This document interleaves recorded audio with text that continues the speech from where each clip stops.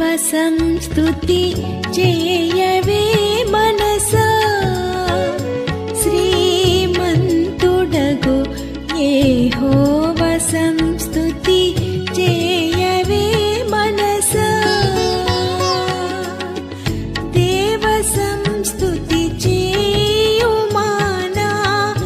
జీవమాయ యెహోవా దేవుని పావన నామమును తెంచుమా నాయంతరంగములో వసించు నో సమస్తమా ఆ కారణముచే దేవ సంస్తుతి చేయవే మనసా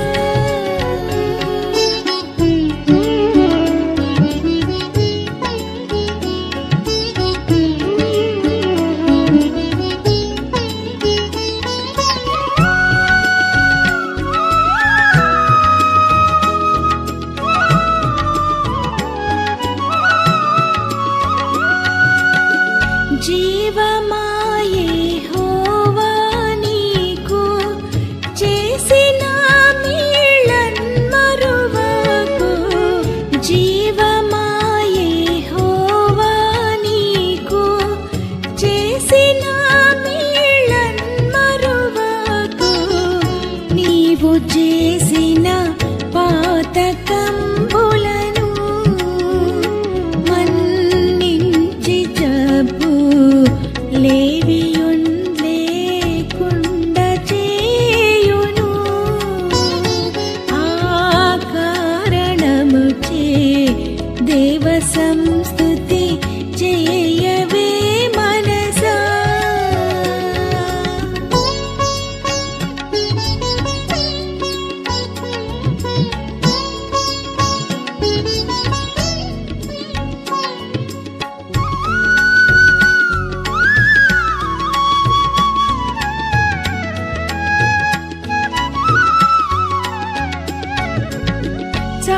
చావుగోతి నుండి నిన్ను లేవనెత్తి దయను కృపను చావుగోతి నుండి నిన్ను లేవనెత్తి దయను కృపను జీవ కిరీటముగా వేయును నీ శిరసు మీద జీవ కిరీటముగా వేయును ఆ కారణముచే దేవ సంస్తుతి చేయవే మనసా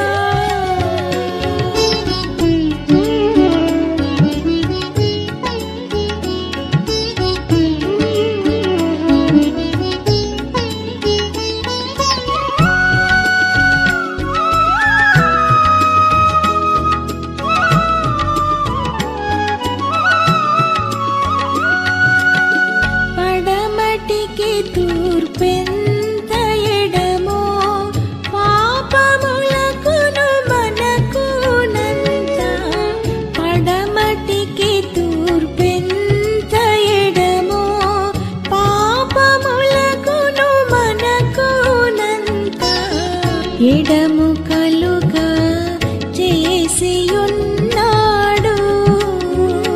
మన పాపములను ఎడముగానే చేసియున్నాడు ఆ కారణముచే దేవ సంస్తుతి చేయవే మనసా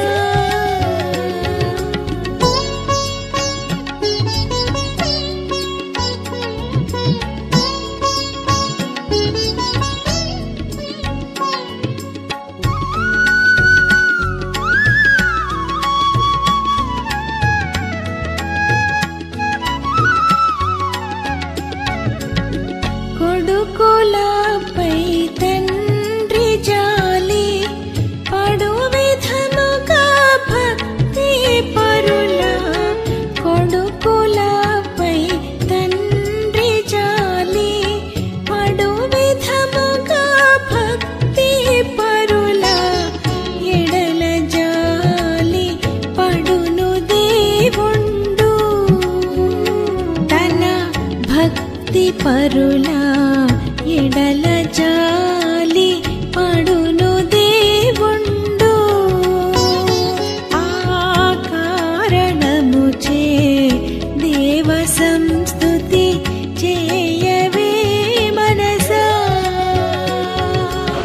సమయంలో మనం బైబిల్ తెచ్చినట్లయితే విలాప వాక్యాలు 3వ అధ్యాయము మనం 22 నుంచి చదువుకుందాం.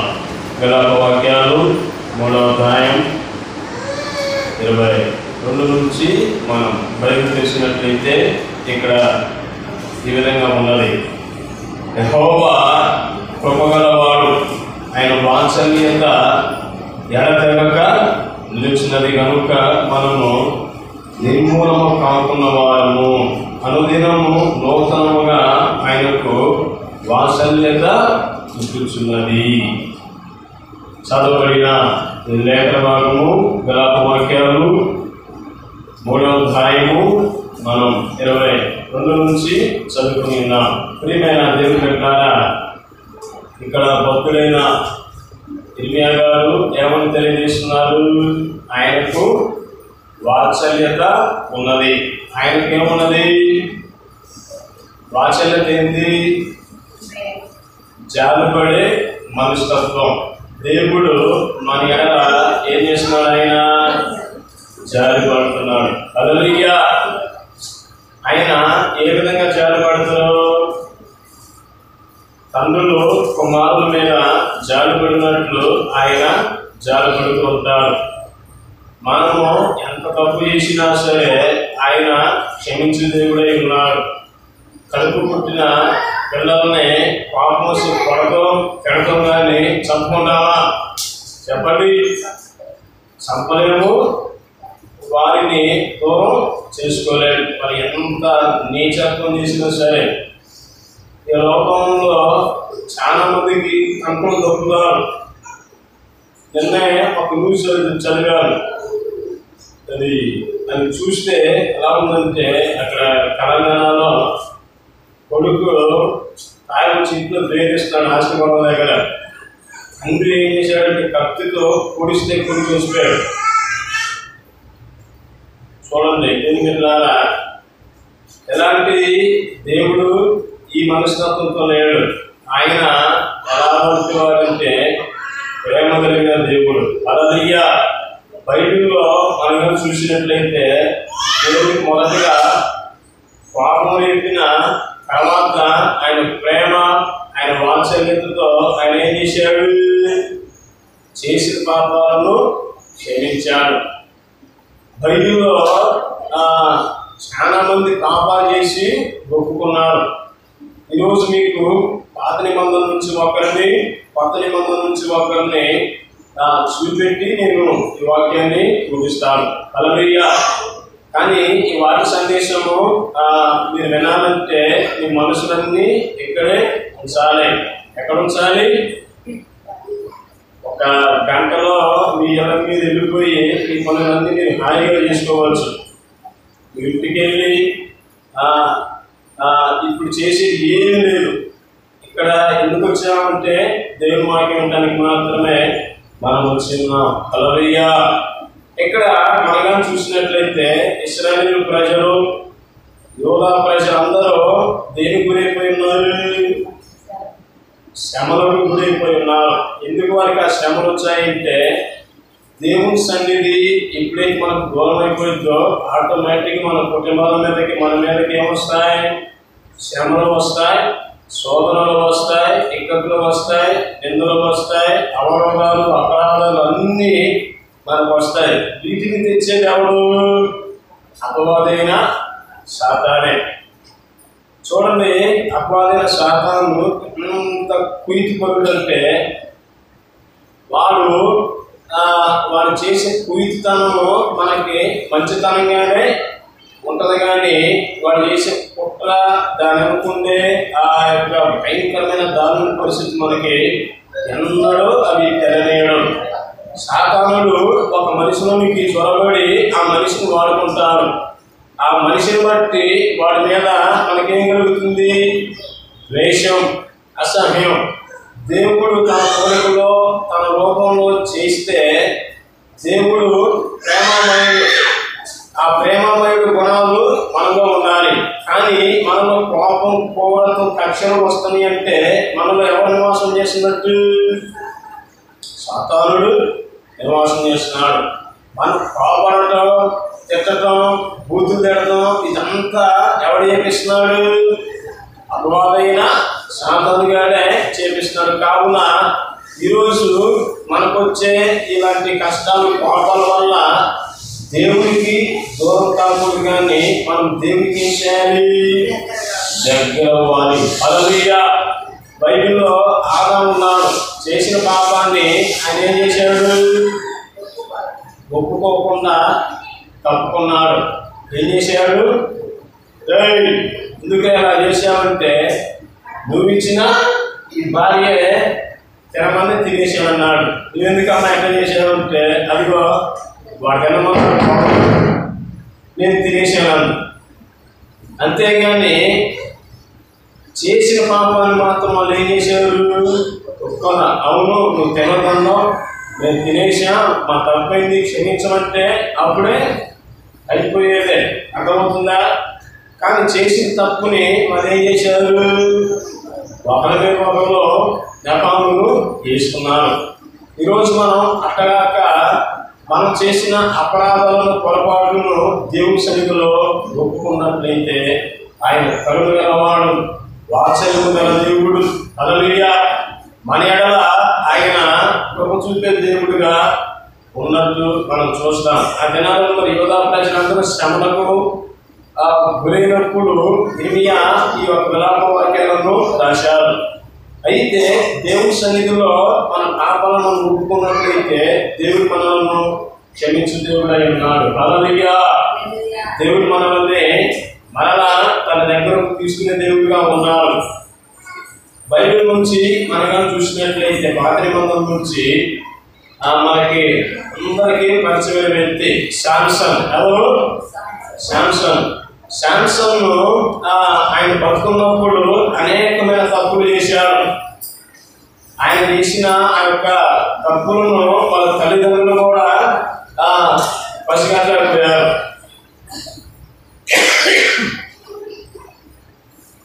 హల్లెలూయా.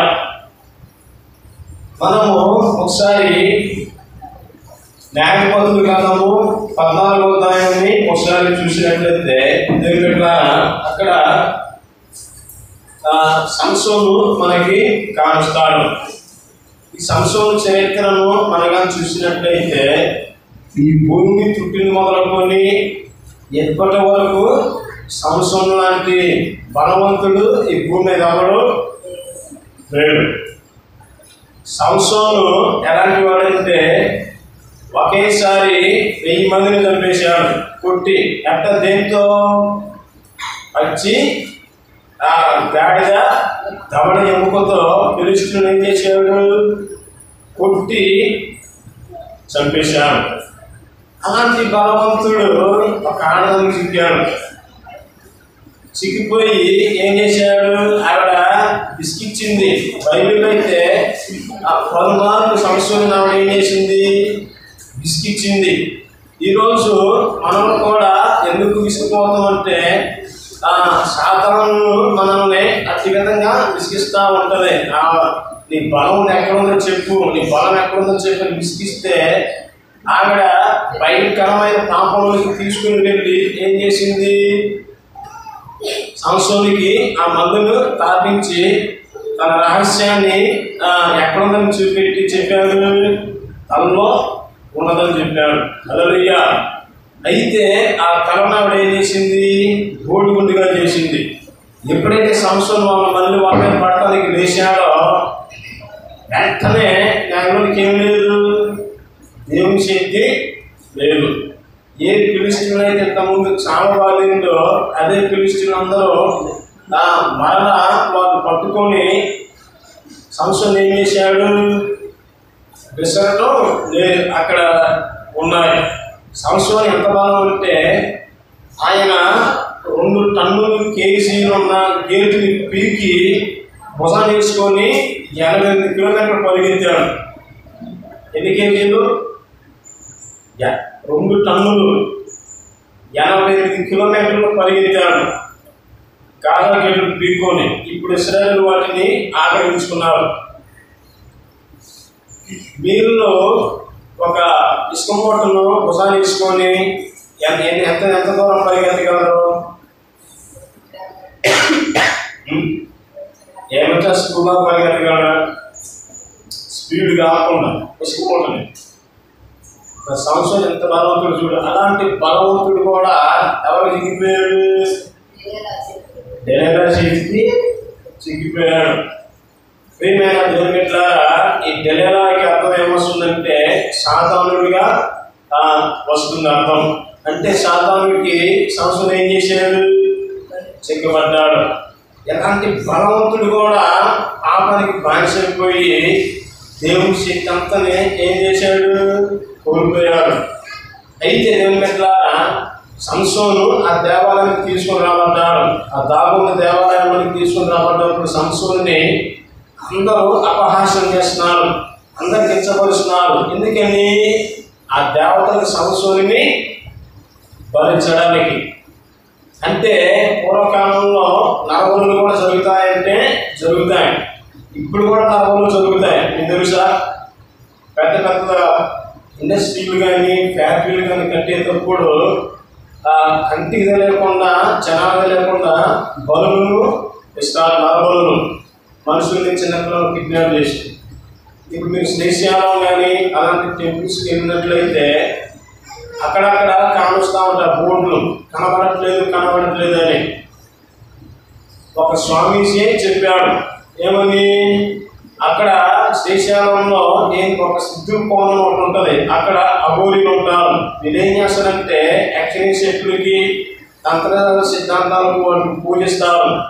గుళ్ళో జరగాల్సిన అర్చన నేనే నీకు చేస్తాం ఫ్రీగా నుంచి తీసుకుని వెళ్ళి నీకు ఈ దోషం నాలుగు చెప్పి వాళ్ళ గట్టికాలంలోనూ అన్నంలోనూ మధ్యమంది వేసి ఆ దేవతలకు వాళ్ళని నరికేసి అడుగులు పడేశారు. అర్థమవుతుందా? ఇంత ఘోరాలు ఇప్పటికీ జరుగుతున్నాయి. యేసురంతమే జయం.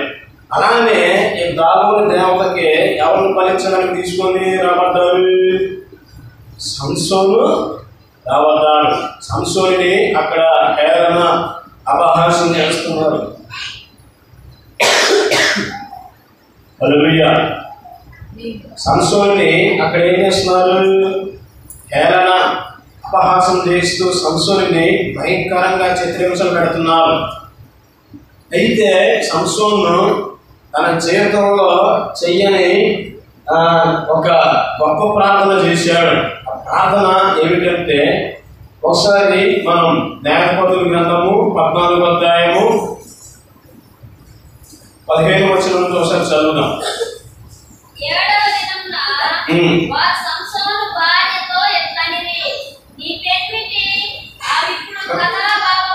కాదు సరే, 16వ అధ్యాయము న్యాయాధిపతుల గ్రంథము 16వ అధ్యాయము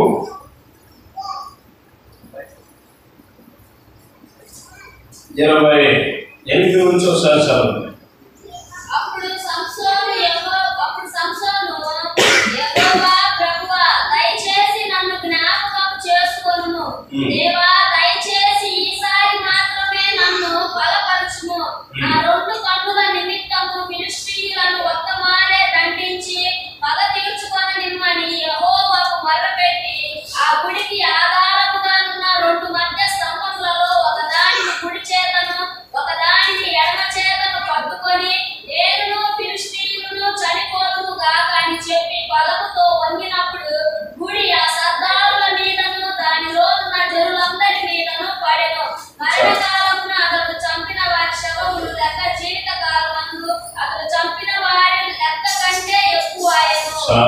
హల్లెలూయా. ఇక్కడ సంసోను ఏం చేశాడు? ఆ దేవాలయం తీసుకుని రాబడ్డప్పుడు అక్కడ కానీ మనం చూసినట్లయితే సంసోను ప్రార్థన చేశాడు. ఆ ప్రార్థనని ఒకటికి 3 సార్లు 4 సార్లు మీరు చదివితే సంసోనులో ఏమొచ్చింది? పశ్చాత్తాపం వచ్చింది. అర్థమవుతుందా? ప్రభువా ఈ ఒక్కసారి నన్ను జ్ఞాపకం చేసుకొని ఆయన ప్రార్థన చేశాడు. సంసోనుకి అప్పటికి ఏమి లేవు చెప్పండి. బలం లేదు, కళ్ళు కూడా లేవు. ఏమి లేవు, కండలు ఉన్నాయి. కండలో బాడీ బిల్డింగ్ మొత్తం ఉన్నాయి, కానీ అతను ఏమి లేదు, బలం లేదు. ఈరోజు ఆకారాలు క్షేణం ఇంతలా ఉంటారు, కానీ వాళ్ళలో మాత్రం ఏం బలం ఉండదు. చేసిన అర్థమే జయం. నేను బైబిల్ కాలేజీలో ఉన్నప్పుడు మా ఫ్రెండ్ ఒక ఆయన ఉన్నాడు. ఆయన నెల్లూరులో పాస్ గారు జ్యోతిరాజు అని ఉంటాడు. అతడు ఇంతలా ఉంటాడు, కంటగా పడ్డాడు అన్నమాట. అంటే అంత సైజు ఉంటాడు. నేనేం చేస్తానంటే సాయంత్రం పూట మసాజ్ చేపించుకుంటాను. నేను బాగా వండుకున్నప్పుడు అతన్ని మీదకి దుఃఖాన్ని అంటాను. ఆమె దుఃఖం ఉండవు, వంపో ఇరిగిపోతుంటే లోను ఎక్కిదొక్కి పడుకుంటాను వేసి అతను తీసుకుంటే అతను మీద ఎక్కుతాడు. మీద ఎక్కిన తర్వాత అసలు బరువే ఉన్నాడు ఆయన. అర్థమైందా? అంటే మీకు అర్థం కాదని చెప్తున్నాను. సంవత్సరాలు కూడా కండలు ఉన్నాయి, బాడీ ఎంత ఉన్నది కానీ ఏం లేదు, బలం లేదు. ఇంతకుముందు కళ్ళు ఉన్నాయి, ఇప్పుడు కళ్ళు లేవు. తెలియగా వచ్చి ఆ మాయ చేయగానే ఆ మాయలో పడిపోయి గోడుగులు చేశాడు. ఎంత నిద్ర అంటే తనని గీకేకున్నా కానీ నిద్రపోలేదు. ఆ నిద్ర అంత దారి తీసింది. అయితే 2 ఎర్రగా రాకుండా కాల్చి కళ్ళు పీకేశారు. ఏం చేశారు? కళ్ళు పీకేయగానే సంవత్సరం ఏమైపోయాడు, బుద్ధివాడైపోయాడు. ఆ దేవాలయం తీసుకొని వచ్చి సంసోనుని ఏం చేయబోయారు, భరించబోయారు. అయితే ఆ గుడికి 2 ఆధారాలు 2 స్తంభాలు ఉన్నాయి, పిల్లలు. ఈ పిల్లలను ఎప్పుడైతే పట్టుకొని నేలకి ఒరిగాడో దెబ్బకే ఆ గుడికి ఆధారం ఉన్న ఆ గుడిలో ఉన్న జనులు అందరి మీద కూలిపోయి బండ్ల కింద బళ్ళు పడి చచ్చిపోయినట్టు చచ్చిపోయారు. వేసిన అర్థమే జయం. ప్రియమైన దేవుని బిడ్డలారా, ఇక్కడ సంసోనులో మనం చూసినట్లయితే ఎప్పుడైతే ప్రార్థన చేశాడో దేవుని శక్తి అతని మీదకు వచ్చింది. హల్లెలూయా. దేవుని అతను ఏం చేశాడు, బలపరిచాడు. ఈరోజు సంసోను వలె మనం ప్రార్థన చేసినట్లయితే, సంసోను వలె చేసిన దోషాలను దేవుని సన్నిధిలో ఒప్పుకున్నట్లయితే, సంసోను బలపరిచిన దేవుడు, సంసోనికి శక్తి ఇచ్చిన దేవుడు మనము కూడా అలాంటి బలవంతులని నింపుతాడు. హల్లెలూయా. అంటే చేసిన తప్పును దేవుని సన్నిధిలో మనం ఒప్పుకున్నట్లయితే ఆయన కనికరం కలిగిన దేవుడు, ఆయన కృప వాత్సల్యత మన మీద మన కుటుంబాల మీద ఆయన నిలుపుతాడు. హల్లెలూయా. రెండవ వ్యక్తిని మనం చూసినట్లయితే దేవుని బిడ్డలారా, మనం మత్తయి సువార్తలో మనకి ఒక అతను కనపడతాడు. అతనికి ఏ స్వభావం ఎక్కువ ఉంటుందంటే వెలుగు స్వభావం. ఆయన పేరు ఏంటంటే పేతురు. చెప్పండి, పేతురు ఎలాంటి వాడు, వెలుగువాడు. ఏది జరిగినా సరే ముందు నేనే చేయాలనేసి అంటాడు. ఒకసారి యేసు ప్రభువు వారు ఆయన సముద్రం మీద నడుచుకుంటూ వస్తుంటే ముందు దెయ్యం దెయ్యం అని క్యాన్ వేసి అందరిని బయటెట్టాడు. కాస్త దగ్గరకు రాగాను, ప్రభువా నేను కూడా ఈ నడుస్తాను ప్రభువా, నాకు ఆజ్ఞాపించాను. కానీ సరే దా అన్నాడు. దేవుడు ఎప్పుడైతే సముద్రంలో దిగి నడవడం ప్రారంభించాడు, భూమి మీద పుట్టిన మొదలుకొని ఇప్పటి వరకు భూమి మీద ఉన్న మానవులలో సముద్రం మీద నడిచిన 2 ఎవరు? ఒకటి యేసయ్య, రెండవది పేతురు. 1964-70లో క్లారిటీ ఐడియా లేదు, కానీ ఈ బైబిల్ చదివి ఒక అతను ఏం చేసి ఒక స్వామీజీ ఇదని పెద్ద విద్య అనుకున్నారా, ఇదిగో మీరు నా దాన్ని అవకాశం ఇస్తే నేను కూడా సముద్రం మీద నడుస్తా, యేసు ప్రభువే కాదు నేను కూడా నడుస్తానని వేసి వాళ్ళు సవాలు ఇచ్చాడు స్వామీజీ. అబోరి అంటారు కదా వాళ్ళు. అతని కోసం మీడియాలు, టీవీ ఛానల్ ఆ దినాలలో అన్ని పేపర్లు వేసే పలానా రోజు పలానా స్వామీజీ ఈ సముద్రం మీద నడుస్తాడని. కేవలం చెప్పానా? వాడు అలా చేసినప్పుడు నేను ఈ ఎడమ వచ్చి నడవను, 1 కిలోమీటర్ రాను, నన్ను వదిలిపెట్టినప్పుడు నేను నడుస్తానన్నాను. ఎప్పుడైతే ఆర్మీ వాళ్ళు జవాన్లు ఆయన తీసుకుని వెళ్ళి ఆ సముద్రం వదిలిపెట్టారో దెబ్బకి అతను మునిగిపోయాడు. వాళ్ళు ఎదగడానికి 3 రోజులు పట్టింది. ఈత నేర్చుకోవాల్సిన పాపం. మీకు కొన్ని ఈత వచ్చా? హల్లెలూయా. ఎలాంటి అక్రమాలతో నిండితే అంతే గల్లంతైపోతారు. నిన్న కూడా పాపం ఏకరాక 4 పిల్లలు అది ఊళ్ళో దిగితే 2 పాస్టర్ కుమారులు చనిపోయారు.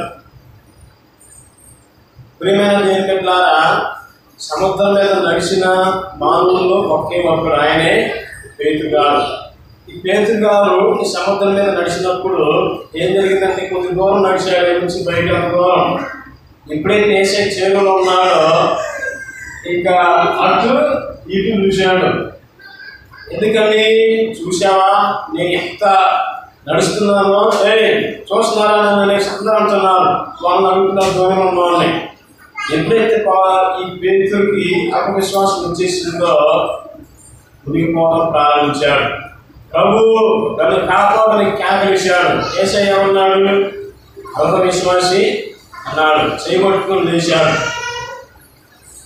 ఆ తర్వాత చూసినట్లయితే పేతురుని ఒక ప్రశ్న అడుగుతాడు యేసయ్య. పేతురు, అందరైతే నన్ను ఏమనుకుంటున్నారు తెలియదు, నువ్వైతే ఏమనుకుంటున్నావు అంటే, నువ్వు సజీవుడైన దేవుని మారుడు అని నేను అనుకుంటున్నాను ప్రభు అంటాడు. అలా అన్నప్పుడు మళ్ళీ కాసేపు మనిషి కుమారుడు పాప చేతికి పట్టబడబోతున్నాడు అనేసి అంటాడు. ఇది నీకు దూరముగా అనేసి అనగానే, సాతానా నా వెనకెళ్ళిపో అనేసి అంటాడు. మళ్ళీ ఆ తర్వాత మళ్ళీ యేసయ్య ఆ యొక్క గెత్సేమనే తోటకి వెళ్ళడానికి ముందు బలారాధన ఇస్తాడు. ఇచ్చినప్పుడు మీరు నన్ను అక్కడ అప్పగించబోతున్నట్టు ఎవరిలో వాడు చెప్పు, నేను వాళ్ళని లేపేస్తా చంపేస్తాను అంటాడు. పేతురు, నువ్వు నా కోసం ఏం చేయాలి, నీ కోసం నా ప్రాణం ఎత్తాను ప్రభు అంటాడు.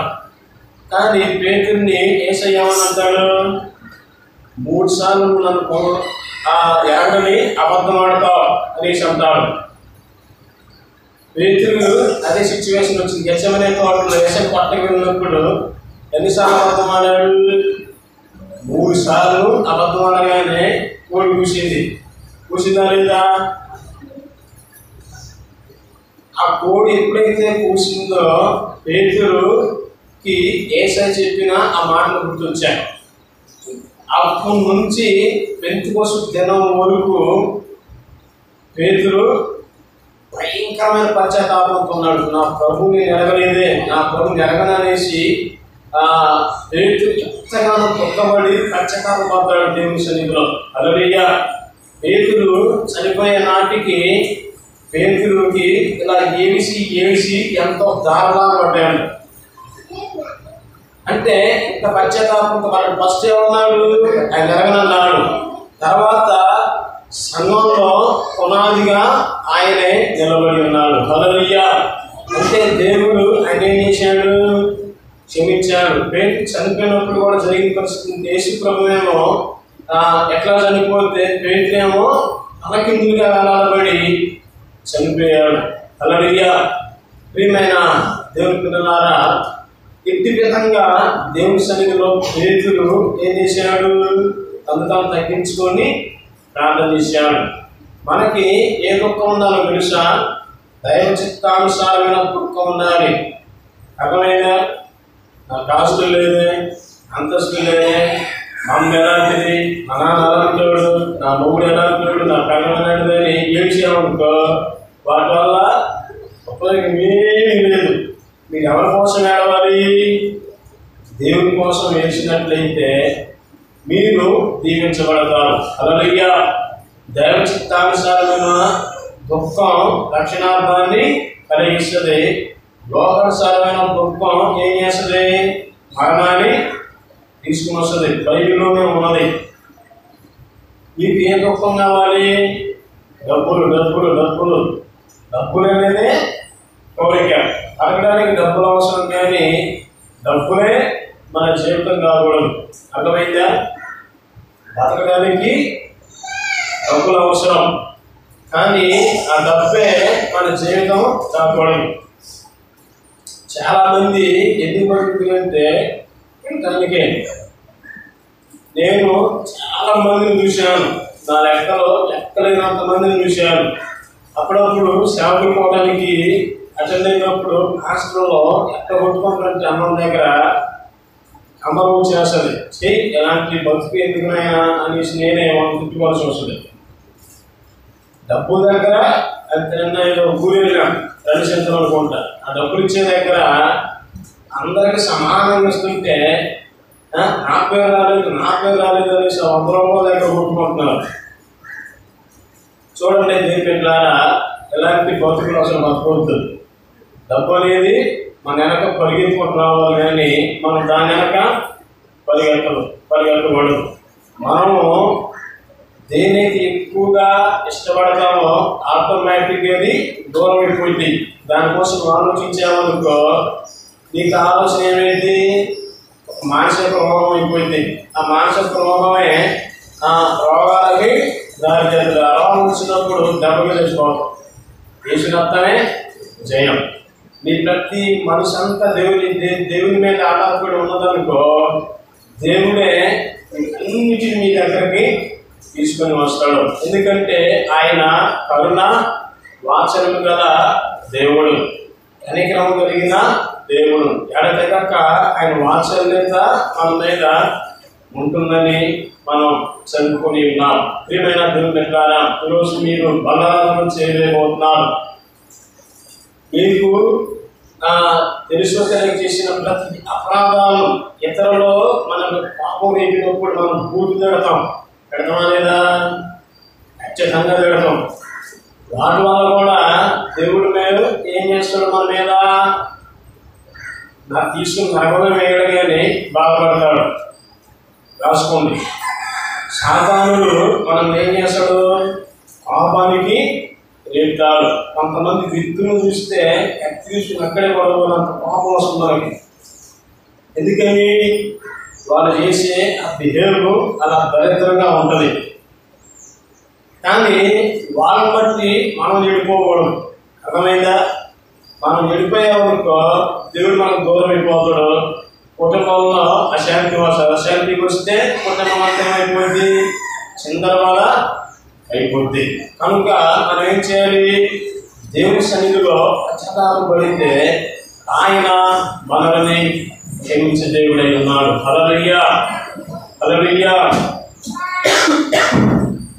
దేవుని సన్నిధిలో మనం క్షమించుకొని తగ్గించబడి ఉన్నట్లయితే దేవుడు మనకి విడుదలను ఇస్తాడు. ఎలాంటి విడుదల తెలుసా? సాతానుడు ఏం చేస్తాడంటే నిన్ను నిందించి నిన్ను బానిస చేసుకుంటాడు. దేవుడు ఏం చేస్తాడో తెలుసా? ఈ బానిసత్వం నుంచి నిన్ను ఏం చేస్తాడో విడిపిస్తాడు. ఎలాగో ఒక చిన్న కథ చెప్పేసి నేను ముగిస్తాను. ఒక తండ్రికి ఒక అక్క ఒక తమ్ముడు ఉన్నాడు. ఒకసారి ఈ తమ్ముడు ఏం చేసినట్టు వాడు ఆడుకుంటా ఒక రాయి వేసినప్పుడు కోడి పిల్లలు ఉన్నాయి. ఆ కోడి పిల్లలలో ఒక దానికి దగ్గర కోడి చచ్చిపోయింది. అర్థమైందా? కోడి పిల్లల్లో ఆ మ్యాచ్ నుంచి కోడికి రాయి అయితే ఆ కోడి ఏమైపోయింది, చచ్చిపోయింది. అది వాడు నాన్న చూస్తే అంతడే వచ్చి వాడు భయపడి ఏం చేసిందో తెలుసా? వాడు ఆ కోడిని తీసుకుని గుంతలో పెట్టాడు. ఈ సందర్భాన్ని ఎవరు చేశారు? వాళ్ళ అక్కాయ చూసింది. ఎవరు? వాళ్ళ అక్కాయ, మన మైత్రి, ఆ ఫోటోలో అక్కడ చూసినప్పుడు ఏం జరిగిందంటే, డాడీ చెప్తాను నీ మీద అనేసి అనగానే ఇక్కడ భయపడుతూ ప్రారంభించాడు. వాడు ఏం చేసేదంటే అన్నం పెట్ట నాన్న చెప్పి నాన్న కొడతాడు, నన్ను ఇది చేస్తాడని వాడు భయపడుతుంటే నాన్నకి చెప్పకూడదంటే నువ్వేం చేయాలి తెలుసా? పొద్దున్నే నేను కడిగి అంట్లన్నీ నువ్వే కడగాలి. మళ్ళీ ఏం చేయాలి తెలుసా? నేను బొట్లు ముట్టుకుంటే నువ్వేం చేయాలి, తిండి వేయాలి. అత్త మన పిల్ల ఏం చేసిందంటే బానిసగా చేసుకోండి. వీడికి ఏమైంది, కోడికి రాయి చచ్చిపోయింది, మళ్ళీ నాన్న నన్ను కొడతాడేమో సీడేంది అన్నాడు, భయపడ్డాడు. అర్థమవుతుందా? ఒకసారి పనులు చేయలేక విసుగు పెడుతున్నా అక్క ఒకసారి ఈ విషయాలంతా ఏమో డాడీ తెలియదు. ఒకరోజు ఇటు పోయాడు, డాడీ ఏందిరా అంటే, నేను తప్పు చేసేది ఏంటంటే, ఏం తప్పు చేసేవాలంటే, నేను ఆడుకుంటుంటే ఒక రాయి వేసాను ఆడుకుంటూ, అది పోయి కోడికి తగిలింది, కోడి చచ్చిపోయింది డాడీ, ఇది నా తప్పే డాడీ, నన్ను క్షమించాడంటే అంతేనా, ఆ ఒక్క కోడిదే కదా చచ్చిపోయింది, ఇంకా చాలా కోళ్ళు ఉన్నాయి మనకి, ఎందుకు కంగారు పడతాం అనేసి వాళ్ళ నాన్న ఏం చేశాడు, క్షమించేశాడు. హల్లెలూయా. ఇంకా వాడు ఏం చేసిందంటే పోగానే కుర్చీలో ఫ్యాన్ వేసుకొని నిద్రపోతున్నాడంట. వాళ్ళ అక్క వచ్చి నీళ్ళు వచ్చావా అంటే అనేసి అంటున్నాడు వాడు. ఏంటంటే నా నాన్న చెప్పమంటా, చెప్పుకోపోవే, నేను నాన్న చెప్పేసాను అన్నాడు. ఏసు రక్తమే. దీన్ని బట్టి మనకేమర్థమైంది, మనం చేసే పాపాలని దేవుని దగ్గరే ఒప్పుకోవాలి. దేవుడు ఒప్పుకున్నట్లయితే ఆయన ఏం చేస్తాడంటే మనకి విడుదలను ఇస్తాడు. అర్థమవుతుందా? మనం ఎంత ఘోరపాపం అయినా ఆయన ఏం చేస్తాడు, క్షమిస్తాడు. ఆయన క్షమించే దేవుడు, కరుణావాసం గల దేవుడు కనుక మనమందరం దేవుని సన్నిధిలో తగ్గించుకొని ఆయన సన్నిధిలో మనం చేసిన అపరాధం ఒప్పుకొని మనం ముందుకు సాగిపోదాం. అటు కృపాదైన దేవుడు అందరికీ అనుగ్రహించుగాక. ఆమేన్.